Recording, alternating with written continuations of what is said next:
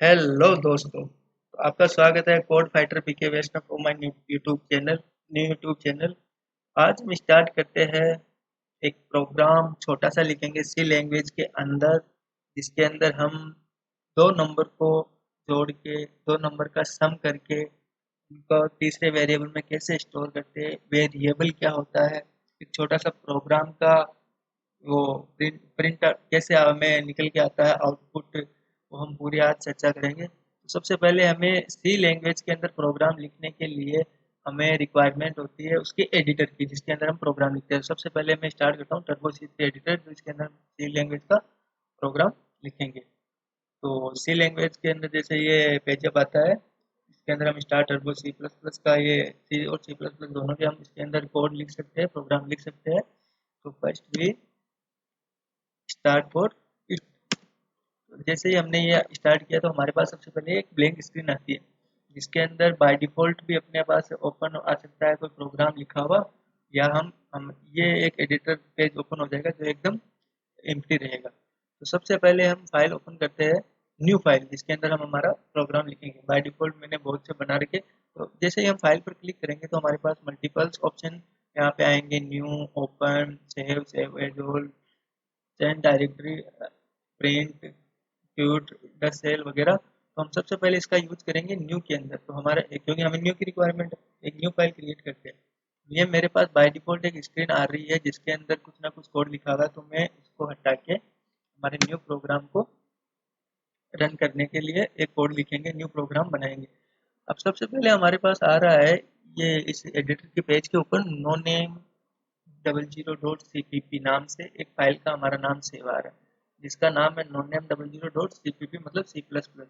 और हमें बनाना है सी का प्रोग्राम, तो हम सबसे पहले फाइल का एक्सटेंशन लगा के नाम सेव करेंगे। तो मैं लिख रहा हूँ, वही फाइल में जाके सेव कर सकते हैं। इसके शॉर्टकट की भी होती है, जैसे फाइल में जाके यहाँ से सेव कर सकते हैं, यहाँ से नहीं करना है तो हम Alt F, शॉर्टकट की है Alt F और फिर एस प्रेस करेंगे। तो जैसे हमारा सेव एज करने का ये ऑप्शन डायलॉग बॉक्स ओपन हो जाएगा। जैसे हमारा ये डायलॉग बॉक्स ओपन होता है, अब हम यहाँ पे इसका नेम लिखते हैं। जैसे मैं लाइटली लिख रहा हूँ demo1.c। मैंने सी इसलिए लिखा है क्योंकि हमारे सी लैंग्वेज का प्रोग्राम है, तो एक्सटेंशन लगा is the most important, because editor को पता नहीं चलेगा ये सी लैंग्वेज है, सी प्लस प्लस का है। इसलिए हम सी के अंदर प्रोग्राम लिख रहे हैं सी लैंग्वेज का सिंटैक्स यूज करके। तो हमें सबसे पहले रिक्वायरमेंट होती है एक्सटेंशन की, कि फाइल का नाम किस एक्सटेंशन से सेव करते हैं। तो मैंने डॉट सी demo1.c एक्सटेंशन से फाइल सेव की। तो लेट मी स्टार्ट नाउ। तो सबसे पहले कोड स्टार्ट करने के एडिटर के अंदर कोड स्टार्ट करना है। हमने फाइल तो सबसे पहले सेव कर ली, लेकिन अगर कोड स्टार्ट करना है तो हमें सबसे पहले रिक्वायरमेंट होती है इसकी हेडर फाइल की, जिसको हम लिखते हैं, इंक्लूड करना पड़ता है इसके अंदर। तो हम लिख रहे हैं इंक्लूड stdio.h। अब इसका मतलब है इंक्लूड stdio.h का इंक्लूड कर रहे हैं स्टैंडर्ड। STD का मतलब होता है स्टैंडर्ड इनपुट आउटपुट, ठीक है। स्टैंडर्ड इनपुट आउटपुट एक लाइब्रेरी है जिससे हम डॉट एच करके इंक्लूड करते हैं।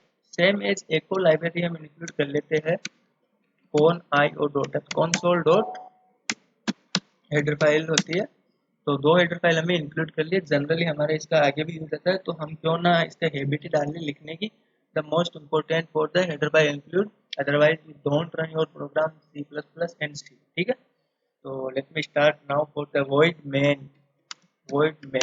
यहाँ से हमारा मेन प्रोग्राम स्टार्ट होता है। अब यहाँ से कैसे स्टार्ट होता है, वॉइड की कुछ ना कुछ रिटर्न वैल्यू होती है, तो हमें रिटर्न वैल्यू इसकी देनी नहीं है, तो इसलिए हम यहाँ पे वॉइड यूज करेंगे। दूसरा मैंने लिखा है मेन। मेन मतलब वर्ड से ही पता चल रहा है कि मेन है, तो ये एक फंक्शन होता है। तो मेन फंक्शन हमेशा किसी भी प्रोग्राम के अंदर मेन फंक्शन ही रन होता है और वही चलता है, चाहे हम कितने भी अदर फंक्शंस बना ले, क्लासेस बना ले, लेकिन मेन फंक्शन रन होता है। हाँ, मेन फंक्शन से हम दूसरे फंक्शन को कॉल कर सकते हैं, वहां से उसकी वैल्यू को, मतलब किसी ना किसी वैल्यू को भेज सकते हैं बाय वेरिएबल्स। कैसे भेजेंगे कैसे नहीं भेजेंगे वो हम आगे जब फंक्शंस का टॉपिक क्लियर करेंगे तब आपके समझ में आएगा। अभी के लिए ये समझ लो कि मेन कंपलसरी है, बिकॉज मेन एक फंक्शन होता है जो केवल और केवल सी के प्रोग्राम को रन करने पर वही चलेगा, अदरवाइज कोई प्रोग्राम नहीं चलेगा, मेन फंक्शन ही चलता है। तो सबसे पहले अब मेन फंक्शन के बाद हमें सबसे पहले रिक्वायरमेंट होती है भाई किस टाइप का हमें डेटा स्टोर करना है। तो मेरा जैसे यहाँ पे प्रोग्राम बनाने का है 2 नंबर का सम करने का, तो मैं यहाँ पे आपके लिए समझने के लिए यहाँ कमेंट करके लिख देता हूँ 2 नंबर्स सम, या नंबर ऑफ टू, ये लिख लो आप, ये लिख लेते 2 नंबर सम, लाइक 2 + 2 = 4। तो कुछ इस टाइप का हमें प्रोग्राम बनाना है कि यूजर से ही इनपुट लेना है 2 नंबर्स का, और यूजर्स को ही आउटपुट प्रेजेंट करना है कि हमारा सॉल्यूशन आ क्या रहा है, एडिशन क्या आ रहा है। तो अब जैसे ही हमें रिक्वायरमेंट है 2 नंबर की, तो सी लैंग्वेज के अंदर कुछ डेटा टाइप्स होते हैं, like integer, float, character, double, long, double, अनसाइन वगैरह। तो हम इसके बारे में एक एक करके डिस्कस करते चलते हैं। तो सी के अंदर सबसे मोस्ट या सबसे इजी या सबसे फाइट समझने वाला डेटा टाइप है, वो होता है इंट। तो इसको नॉर्मली तो हम ऐसे लिखते हैं इंटीजर, बट सी के अंदर शॉर्टली लिखते हैं इंट। अब जैसे ही हम कुछ ना कुछ कीवर्ड को यूज करेंगे, वो अपने आप उसका एडिटर के अंदर कलर वाइट हो जाता है, तो हम समझ सकते, अगर अपने आप में अंडरस्टूड हो सकते हैं कि ये राइट है कि नहीं है। मैंने इंट तो लिख दिया, लेकिन इंट क्या है? इंट एक डेटा टाइप्स है। डेटा टाइप तो लिख दिया मैंने, लेकिन मुझे 2 नंबर के लिए इनपुट करने के लिए 2 वेरिएबल डिक्लेयर करने पड़ेंगे। अब वेरिएबल होते क्या है एक्चुअली? वेरिएबल होते हैं हमारी मेमोरी के अंदर लोकेशन क्रिएट कर लेते हैं कि भाई यहाँ पे मुझे कुछ ना कुछ वैल्यू स्टोर करनी है। तो मैंने जैसे यहाँ पे किया num1, num2 एंड num3। तो एक num नाम का वेरिएबल है, एक num2 वेरिएबल है, एक num3 है। लेकिन रिमेंबर, मैं हमेशा सबको बताता रहूँगा कि जब कभी भी हमें एक वेरिएबल डिक्लेरेशन करना होता है, एक से ज़्यादा मल्टीपल वेरिएबल डिक्लेरेशन, तो हमेशा इसको कॉमा सेपरेटेड लिखते हैं, ठीक है? तो इसका ध्यान रखिएगा। और किसी ना किसी लाइन के एंड को, मतलब किसी ना किसी सेंटेक्स के लाइन के एंड को हमें कंप्लीट करना होता है, तो हमेशा हम उसको सेमीकोलन के साथ लिखते हैं।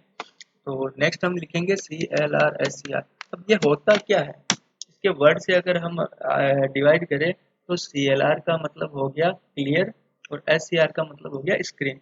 इसका मतलब है कि हमारे द्वारा बनाए गए मल्टीपल प्रोग्राम होते हैं, तो जो हम करंटली प्रोग्राम बना रहे हैं उसका आउटपुट ही हमें शो करे।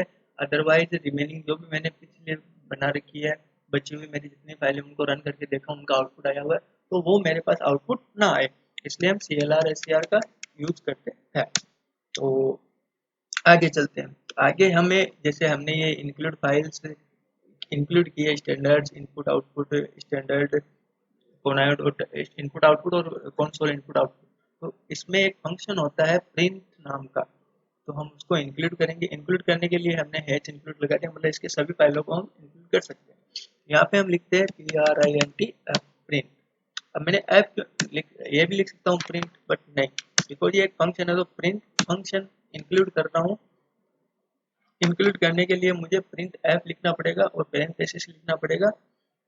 दूसरी बात, जब भी हम ये पेरेंथेसिस के अंदर कुछ भी लिखेंगे, आर यू रिमेंबर, आपको याद रखना है, और याद रखो तो बेनिफिशियल है आपके लिए कि हमेशा वो डबल कोट्स में लिखा जाएगा। अदरवाइज अगर आप ऐसे लिखोगे कुछ भी, तो आपके लिए एरर शो करेगा कंपाइलर, ठीक है? तो आपको हमेशा इसके डबल कोट्स के अंदर लिखना है। अब डबल कोट्स के अंदर अगर मैं कुछ भी टाइप करूंगा, ये मैंने टाइप कर दिया, तो मेरे पास यही आउटपुट आएगा। प्रिंट टाइप का मतलब होता है जो कुछ आप डबल कोट्स के बीच में लिखोगे, वो एक ही चीज आपको आउटपुट स्क्रीन पर शो करेगा। तो मैं यहाँ पे लिखता हूँ enter 2 number in 2 number, okay. और यहाँ पे एक स्पेस दे देता हूँ ताकि हमारे आउटपुट में इजीली हमारा आउटपुट शो करे, और यहाँ पे मैं सेमीकोलन लगा देता हूँ ताकि इस लाइन का एंड हो जाए। अब प्रिंट टाइप का तो हमें जैसे पता लग गया कि प्रिंट टाइप काम क्या करता है, लेकिन हमें प्रिंट टाइप तो ओनली फॉर ओनली हमारे पास एक आउटपुट बतौर आएगा कि भाई हमारी एग्जीक्यूट स्क्रीन, जो कंसोल स्क्रीन होती है, जिसे हम आउटपुट स्क्रीन बोलते हैं, बट एक्चुअली उसे बोलते हैं कंसोल स्क्रीन, तो उसके ऊपर लिखा आ जाएगा। लेकिन हमें 2 नंबर इनपुट करने हैं। हम चाहे तो फिक्स वैल्यू दे सकते हैं, बट हमेशा याद रखना, यूजर डिफाइंड फंक्शन बनाओगे आपके लिए बेनिफिशियल है, यूजर्स के लिए भी बेनिफिशियल है। तो हमेशा यूजर डिफाइंड बनाओगे तो उसके लिए इनपुट की रिक्वायरमेंट पड़ती है। तो इनपुट कैसे लेते हैं, तो जैसे एक प्रिंट एफ नाम का फंक्शन है, वैसे इसके अंदर एक स्कैन एफ नाम का फंक्शन होता है। स्कैन है और फंक्शन होता है, तो एफ के लिए यूज किया जाता है। उसी type scan app, scan app के अंदर वही, जैसे प्रिंट ऐप के अंदर हमने पैरेंथेसिस ओपन किया क्लोज किया, इसके अंदर भी पैरेंथेसिस ओपन क्लोज कर लो और ये सेमीकोलन लगा दो ताकि लाइन का एंडिंग हो जाए। अब हम इसके पैरेंथेसिस में लिखेंगे क्या, सेम वैसे ही जैसे प्रिंट ऐप में लिखा वैसे इसके डबल कोट्स आएंगे, इसके भी डबल कोट्स आएंगे। लेकिन सी लैंग्वेज में डेटा टाइप्स के कुछ फॉर्मेट स्पेसिफाइड होते हैं। फॉर्मेट स्पेसिफाइड मतलब जैसे मैंने यहाँ पे ये इंट डेटा टाइप डिक्लेयर किया है, तो इंट डेटा टाइप्स को ये तो डिक्लेयर कर लिया, लेकिन इसके एडिटर को समझाने के लिए हम यहाँ पे क्या लिखते हैं, परसेंट डी। बिकॉज परसेंट का मतलब ये किसी ना किसी वैल्यू को उठा के, परसेंट डी का मतलब किसी ना किसी वैल्यू को उठा के, जो हम यहाँ पे देखो मैं आपको लिख के बता देता हूँ, एंड नम वन, ठीक है। तो इसका मतलब है कि नम वन की वैल्यू को उठा के ये कहाँ लाएगा, परसेंट डी में। चाहे मैं जो भी इनपुट करूंगा वो यहाँ पे शो करूँ, डबल कोट्स में जो भी लिखोगे वो हमेशा शो हो जाएगा, ठीक है। तो नम वन की वैल्यू यहाँ पे उठ के आ जाएगी, इसलिए हम परसेंट डी का फॉर्मेट स्पेसिफायर यूज करते हैं। अब जैसे इंटीजर के लिए percent D format specifier use किया है, कैरेक्टर के लिए परसेंट सी करते हैं, फ्लोट के लिए परसेंट एफ करते हैं, वो हम आगे डिस्कस करते रहेंगे धीरे धीरे। कोई डाउट हो तो प्लीज कमेंट करके बताना और शेयर मार देना एक बार दबा के। तो हम आगे चलते हैं। हमने लिख दिया परसेंट डी, तो नम वन की वैल्यू परसेंट डी में तो आ गई, लेकिन आपका एक क्वेश्चन होना चाहिए कि सर जो भी आप मुझे बोलना चाहो कि हमने परसेंट डी के आगे कॉमा लगा के, कॉमा क्यों लगाया, तो कॉमा इसलिए लगाते ताकि ये सेपरेटेड हो जाए परसेंट डी और एंड नम। एक क्वेश्चन आपका ये भी होना चाहिए कि हमने एंड यूज क्यों किया, डायरेक्ट लिख सकते हैं ऐसे नम, नहीं, बिकॉज एंड का मतलब होता है सी लैंग्वेज के अंदर एड्रेस ऑफ। तो जो नम वन नाम का हमने जो यहाँ पर वेरिएबल क्रिएट किया है, उसकी लोकेशन क्रिएट करेगा मेमोरी के अंदर, इसलिए हम एड्रेस ऑफ सिंबल यूज करते हैं। इसको हम जनरली एंड करते हैं, लेकिन सी लैंग्वेज में इसको कहते हैं एड्रेस ऑफ, इसलिए हम इसको यूज करते हैं। अब जैसे मैंने यहाँ पे इनपुट दिया, आपके लिए समझ के लिए लगा देता हूँ 45, ठीक है। तो 45 कुछ ना कुछ मेमोरी किसमें है, ये बराबर है नम वन के, तो नम वन जाके मेमोरी में लोकेशन क्रिएट कर लेगा जहाँ पे 45 वैल्यू स्टोर। ओके, अब आगे चलते हैं। इसी टाइप मुझे एक और इनपुट लेना है, तो हम यहाँ पे प्रिंट टाइप में वैल्यू चेंज कर लेते हैं। तो यहाँ पे लिख ले एंटर फर्स्ट नंबर, ठीक है, ताकि हमें समझने के लिए इजी हो, यूजर्स को भी समझने के लिए इजी हो कि भाई हमें फर्स्ट नंबर यहाँ इनपुट करना है, सेकेंड नंबर कहाँ इनपुट करना है। तो हम आगे चलते हैं। अब मैं यहाँ पे दूसरा लिख लेता हूँ प्रिंट टाइप, वही सेम एज प्रिंट टाइप जैसे मैंने ऊपर यूज किया वैसे यहाँ कर लूंगा। वहाँ लिखा एंटर फर्स्ट नंबर, लेकिन यहाँ लिख लूंगा enter second number, second number same है इसी टाइप से, जैसे फर्स्ट का इनपुट हुआ वैसे सेकंड का लेना। बट यहाँ पे एक चीज याद रखने लायक ये है कि वहाँ पे मैंने नम वन में लिया है, तो मुझे यहाँ पे लेना होगा नम टू में, ठीक है, ये चीज याद रखना। तो जैसे मैंने यहाँ पे लिया था नम वन में, अब मैं यहाँ पे लूंगा नम टू में, बिकॉज नम वन एक अलग वेरिएबल है और नम टू अलग वेरिएबल है। तो जैसे नम वन के अंदर मैंने 45 वैल्यू दिया, सेम है इसके अंदर भी मैं कुछ समथिंग दे देता हूँ 55, ठीक है, तो इक्विवेलेंट में अपने आ जाएगा। अगर हम जनरली एडिशन करें इनका तो 100 आएगा। अब देखते हैं आउटपुट क्या था। तो ये आपको क्लियर है, तो एक बार नहीं आए तो कमेंट करके बता देना कहाँ से आपको समझ में नहीं आया, एक बार फिर से वापस वीडियो अपलोड कर दिया जाएगा। अब आगे चलते हैं। तो जैसे नम वन और नम टू में हमने इनपुट ले लिया, अब तीसरा वेरिएबल लिया हमने नम थ्री। तो हम चाहे तो नम थ्री ले सकते हैं, या आपकी समझ के लिए आप ऐसा एक वेरिएबल ले सकते हो जिसके अंदर ये कर सकते हो सम नाम का। अगर आपको और इजीली समझना है तो हम भी क्यों ना इसको सम नाम से ही इस तीसरे वेरिएबल को बना लेते, ताकि इजीली आपको समझ में आ जाए कि नम वन और नम टू सम होके किस वेरिएबल में स्टोर हो रहे हैं। स्टोर मतलब एंटर हो रहे। तो मैं यहाँ पे लिखूंगा सम बराबर num one plus num two. तो इसका मतलब जनरली हमने 10-12 कहीं पे भी तो पढ़ा होगा कि भाई टी टोटल बराबर ए प्लस बी ये पढ़ा होगा। तो सेम एज इसी टाइप है कि num1 एक वेरिएबल हमने बस इसके अंदर इनपुट लिया है और सी लैंग्वेज में कुछ लिखने के तरीके होते हैं, तो हमने कुछ ना कुछ इंस्ट्रक्शंस फॉलो किए, कुछ ना कुछ हमारे द्वारा किए गए कुछ ये एड्रेस परसेंट डी इनको यूज करके हमने ये कोड क्रिएट किया है। बट जनरली इसका मतलब ये total equal to A plus B. अब जनरली हम देखें तो num1 प्लस num2 जैसे यहाँ पे a प्लस बी की वैल्यू आके टोटल में स्टोर हो जाती है। तो टोटल अगर जैसे मैंने यही मान लो कि a दिया 2 और b दिया 5 तो 7 हो गया, तो 7 टोटल की वैल्यू 7 होगी।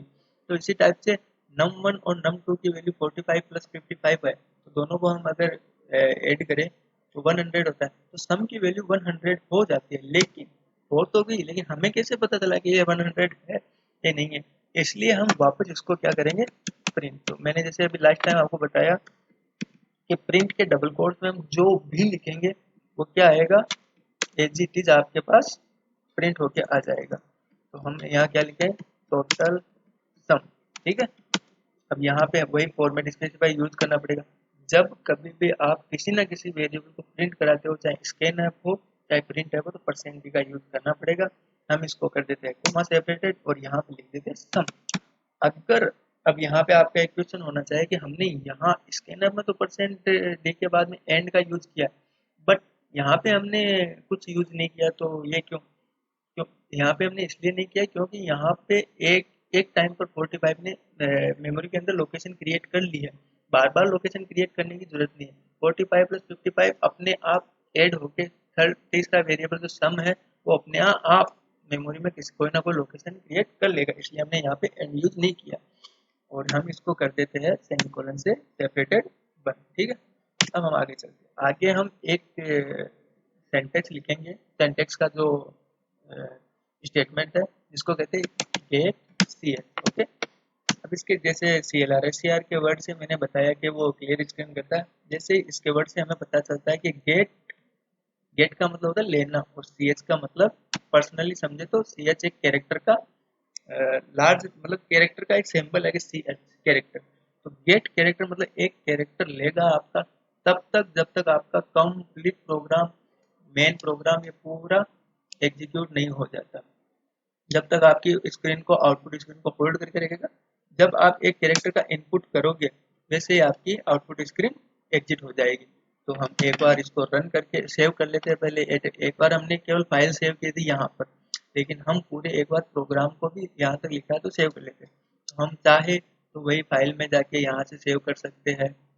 इसकी डायरेक्ट शॉर्टकट की भी है जो लगभग सब आप जानते होंगे, F2, या एक जनरली ज़्यादातर मैं जो यूज़ करता हूँ Alt F, और नॉर्मल आपको प्रेस करना S ताकि वो सेव हो जाए। अब ये आपसे परमिशन ले रहा है कि date time disk file set change जो भी इसकी मतलब वो होती है फॉर्मेलिटी, वो पूछ रहा है कि डेमो वन डॉट सी आपकी एग्जिस्टिंग फाइल है, इसको ओवरराइट कर रहे हो। ओवरराइट मतलब जो आपने कोड लिखा है वो भी उसमें ऐड करना है या नहीं। तो जनरली हमने ऐड करना है, तो ओनली यस क्रिएट, यस दबा दो, यस प्रेस कर दो। हमने सेव कर लिया। अब हम इसको करते हैं कंपाइल। तो वही शॉर्टकट की का भी यूज कर सकते हैं, या हमारे पास जो ऊपर टैब है उसके अंदर जाके जैसे कंपाइल दिख रहा होगा तो कंपाइल के अंदर क्लिक करेंगे तो नॉर्मल कंपाइल यहाँ से कर सकते हैं। और इसकी शॉर्टकट की होती है alt plus F9, alt plus F9 से कर सकते हैं। बट जनरली मैं जो यूज करता हूँ मैं करता हूँ अल्ट सी। हमने कंपाइल करके देख लिया, नो एरर, कुछ भी नहीं, वार्निंग नहीं आ रही है, एरर नहीं आ रही है। लाइन्स कंपाइल कोड है 473, सक्सेस हो गया, ओके। बार बार कंपाइल करके देख सकते हैं आप जब भी प्रोग्राम बनाते हो। अब हम चलते हैं लिंकिंग के लिए कि भाई हमारे रन कोड के अंदर तो एक्चुअली एक चीज और बता दूं, कंपाइल क्या काम करता है। कंपाइल का मतलब होता है आपके द्वारा लिखे गए कोड को ये एडिटर समझ रहा है या नहीं, इसके सिंटैक्स के अलावा तो कुछ आपने अनदर वर्ड नहीं यूज किया। अब आपका क्वेश्चन हो सकता है कि ये तो लिखा है आपने, इसका तो मतलब ये समझ नहीं आया, तो मैंने इसको ये कमेंट करके लिखा है। जब आप डबल स्लैश लगाओगे फॉरवर्ड स्लैश तो उससे कमेंट हो जाता, मतलब ये कुछ भी नहीं समझेगा उस कोड को, उस लिखी हुई लाइन को। तो हमने जैसे यहाँ कंपाइल कर लिया, सक्सेस बता दिया। अब हम इसको लिंक कर लेते हैं। लिंकिंग में भी कुछ एरर नहीं आ रही है, शो कर रहा है सक्सेस। प्रेस एनी की, जब कभी भी मैं एनी की मतलब कीबोर्ड से कोई भी की प्रेस करेंगे तो हम कोड एडिटर पर एग्जीक्यूट हो जाएंगे। अब हम इसको करते हैं रन। तो वही रन करने के लिए भी शॉर्टकट की हो सकती है, होती है कंट्रोल प्लस F9। कंपाइल के लिए होती है अल्ट प्लस F9, और रन करने के लिए होती है कंट्रोल प्लस F9। यहाँ से कर सकते हैं, अदरवाइज Alt R R। तो हमारी ये एग्जीक्यूट स्क्रीन आ गई, जिसको हम जनरली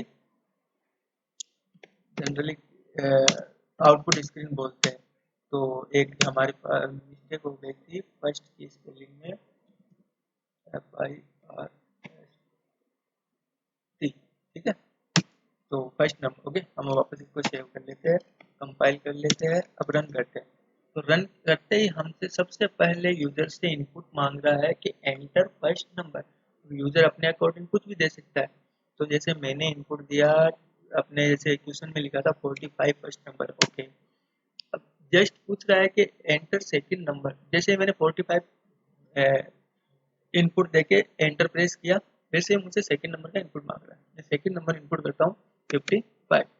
जैसे ही मैं एंटर प्रेस करूंगा मेरा फॉर्मूला रन होगा, और रन होते ही मुझे मेरे द्वारा लिखे गए प्रिंट टाइप के अंदर सम वेरिएबल प्रिंट हो जाएगा। तो मैंने एंटर प्रेस किया, total sum of 100, right our answer. चलो एक इनपुट और देके देखते हैं। मैंने रन किया 100 एंटर 200, ओके। तो फर्स्ट वेरिएबल की वैल्यू मैंने दे दी 100, सेकंड वेरिएबल की वैल्यू दे दी 200। तो जैसे इनपुट करूंगा 300, तो हमारे पास राइट आंसर आ रहा है। तो आज का ये छोटा सा प्रोग्राम गाइज, किसी भी टाइप की कुछ समस्या हो तो प्लीज़ कमेंट करके बताएं, और एक बार लाइक करके शेयर करके अपने यार दोस्तों को सभी को भेज दें, और सब्सक्राइब करें चैनल को, और शेयर भी करें। और ऐसे ही कुछ वीडियो पाने के लिए बेल आइकन को प्रेस करें। Thank you. किसी भी प्रकार की कोई मिस्टेक हो तो प्लीज़ कमेंट करके बताइए।